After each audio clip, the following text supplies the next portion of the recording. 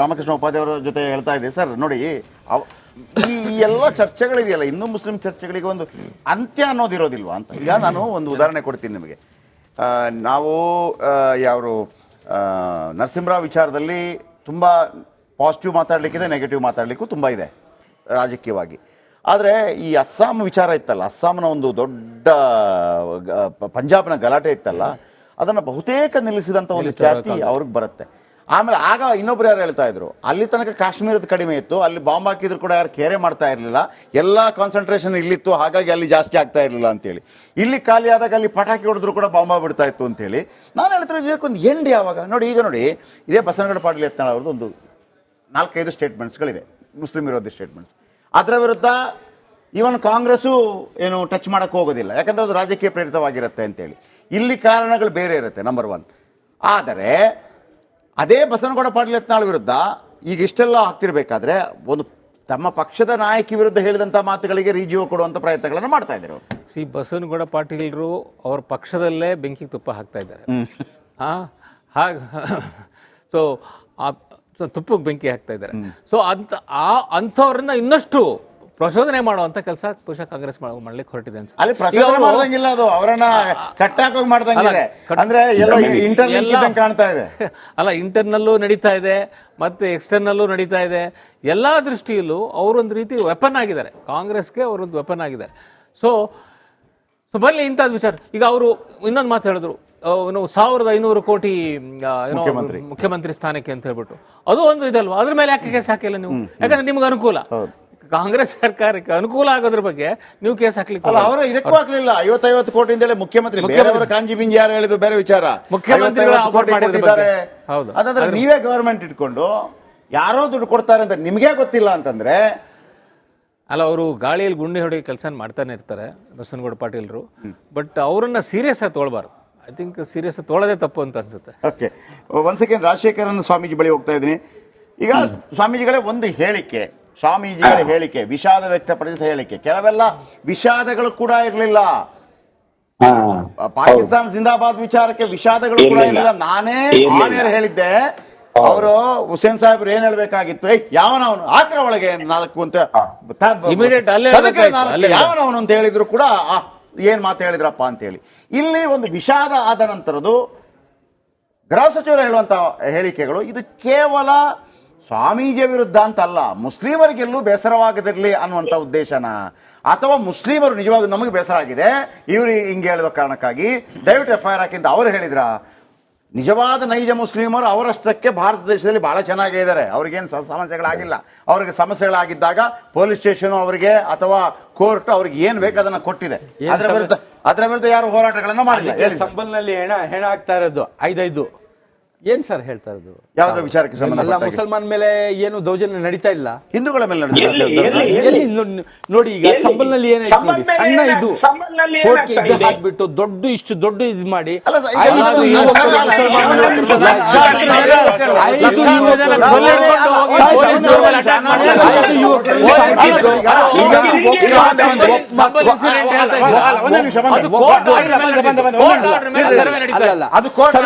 ಹೆಂಗೆ ನಡೆಯುತ್ತೆ?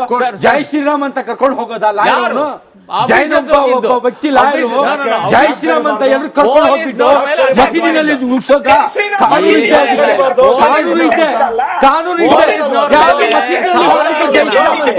ಕರ್ಕೊಂಡು ಹೋಗ್ಬಿಟ್ಟು ಮಸೀದಿ ಪಾಕಿಸ್ತಾನ ಭಾರತನ ಪಾಕಿಸ್ತಾನ ಬಿಟ್ಟು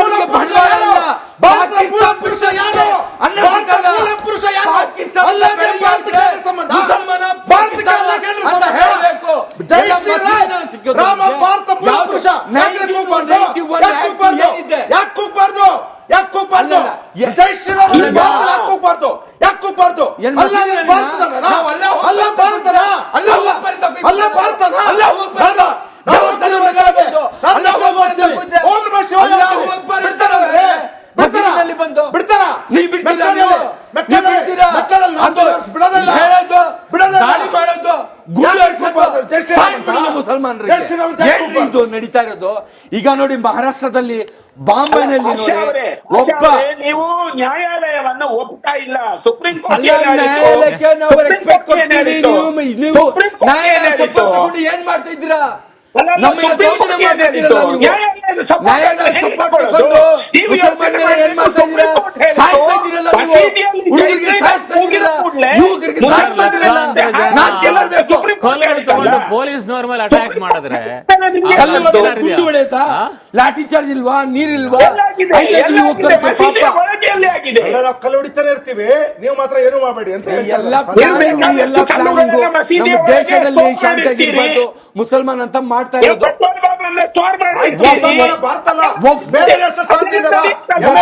ಸಿರಿಯಾ, ಲೆಬನಾನ್ ಶಾಂತಿಯಿಂದ ಮುಸಲ್ಮಾನರು ನಮ್ಮ ಭಾರತ ನೀವು ನಮ್ಮ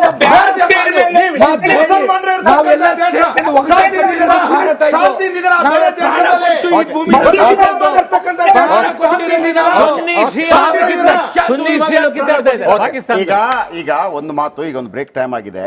ಆದ್ರೆ ಒಂದು ನೆನಪಿರ್ಲಿ, ಕಾನೂನನ್ನು ಪಾಲಿಸುವಂತ ಸಂದರ್ಭದಲ್ಲಿ ಅಮೃತಸರದ ಯಾವುದು ಸ್ವರ್ಣ ದೇವಾಲಯದ ಒಳಗೆ ಕೂಡ ಸೇನೆ ನುಗ್ಗಿದೆ, ನೆನಪಿರ್ಲಿ. ಹೌದು ಹೌದು, ಅಮೃತಸರದ ಸ್ವರ್ಣ ದೇವಾಲಯದ ಒಳಗೆ ಕೂಡ ಸೇನೆ ನುಗ್ಗಿದೆ ಅಂತ ತಗೊಳ್ಪಟ್ಟಿದೆ. ಜೀವಗಳು ಹೋಗಿದೆ, ಜೀವಗಳು ಹೋಗಿದೆ. ಅದರ ಅರ್ಥ ಏನಪ್ಪಾ ಅಂತಂದ್ರೆ ಫೈನಲಿ ಎಲ್ಲದಕ್ಕಿಂತ ಮುಖ್ಯವಾಗಿ ದೇಶದ ಕಾನೂನು ಉಳಿಬೇಕು ಅಂತ. ಅದ್ರ ಜೊತೆಗೆ ಪಾಷಾ ಅವರು ಹೇಳಿದಾಗ ಒಂದು ನನಗೆ ಪಾಯಿಂಟ್ ನೆನಪಾಯ್ತು. ತಮಿಳುನಾಡಿನಲ್ಲಿ 1500 ವರ್ಷಗಳ ಒಂದು ದೇವಸ್ಥಾನ ನಮ್ಮದು ಅಂತ ವಕ್ಫ್ ಹೇಳುತ್ತೆ. ಆಮೇಲೆ ಮೊನ್ನೆ CM ಇಬ್ರಾಹಿಂ ಅವರು ಒಂದು ಮಾತನ್ನು ಹೇಳಿದ್ರು, ಅದೋನಿಯ ನವಾಬ ಮಂತ್ರಾಲಯಕ್ಕೆ ಜಾಗವನ್ನ ಕೊಟ್ಟ. ನಮ್ಮ ಪ್ರಶ್ನೆ, ಅದೋನಿ ನವಾಬನಿಗೆ ಆ ಜಾಗವನ್ನು ಯಾರು ಕೊಟ್ರು? ಆ ಪ್ರಶ್ನೆಗಳು ಉದ್ಭವ ಆಗತ್ತಲ್ಲ. ಮೂಲ ಯಾರು ಅಂತ ಹೇಳುವಾಗ ಮೂಲ ಎಲ್ಲಿಗೆ? ಅದರ ಬಗ್ಗೆ ಉತ್ತರ ಕೇಳ್ತೀವಿ. ಉತ್ತರ ಸಾದಿಕ್ ಪಾಷಾ ಅವರು ಅದಕ್ಕೆ ಒಂದು ಉತ್ತರ ಕೊಡಬೇಕು ಅಂತ ಹೇಳಿದ್ರೆ ಸರ್. ಸರಿ, ಏನಂದ್ರೆ ನೋಡಿ, ಈಗ ಈ ವಫ್ ಇದ್ರ ಬಗ್ಗೆನೇ ನಡೀತಾ ಇದೆ ನಮ್ಮ ಭಾರತದಲ್ಲಿ ಎಲ್ಲ ಫುಲ್ಲು. ಒಬ್ಬರಿಗೆ ಡೌಟ್ ಬರೋದಿಲ್ವ ಅಂತ ನೀವು 1500 ವರ್ಷಗಳ ಹಿಂದೆ ಕೇಳಿದಾಗ?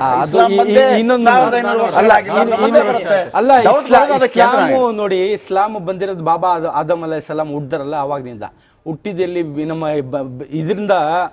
ಇದರಿಂದ ಬಂದಿದ್ದೆಲ್ಲಿ ಭಾರತಕ್ಕೆ ಬಾಬಾ ಆದಮ್ಗೆ ಮಕ್ಕಳು ಎಲ್ಲ ಎಲ್ಲರೂ ನಾವು ಮಕ್ಕಳೇ. ಅದೇ ಇನ್ನೊಂದು ಏನಂದ್ರೆ ನೋಡಿ,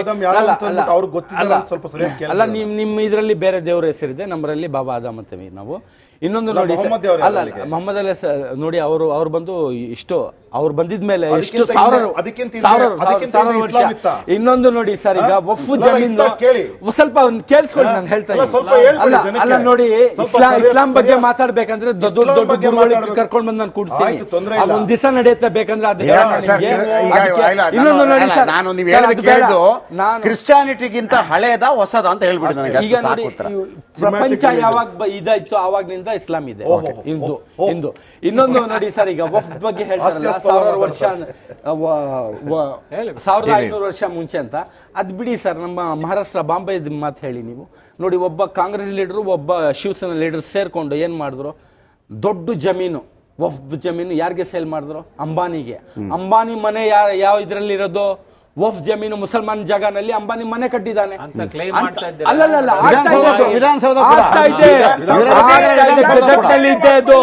ಅಂಬಾನಿ ಮನೆ ಬಂದು ಮುಸಲ್ಮಾನದು ವಕ್ಫ್ ಜಾಗ, ಅದು ಅಲ್ಲ, ಗೆಜೆಟ್ನಲ್ಲಿ ಇದೆ, ಬಿಡಿ ಅದು.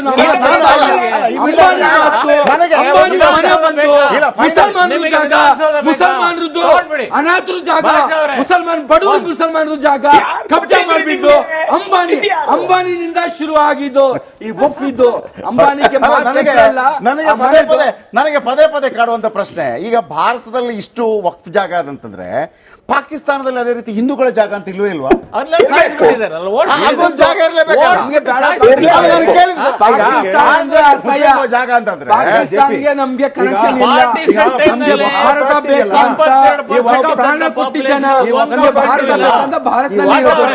22% ಇದ್ದಂತ ಹಿಂದೂಗಳು ಪಾಕಿಸ್ತಾನದಲ್ಲಿ ಇವತ್ತು ಎಷ್ಟಿದ್ದಾರೆ? ಹಿಂದೂಗಳು ಈಗ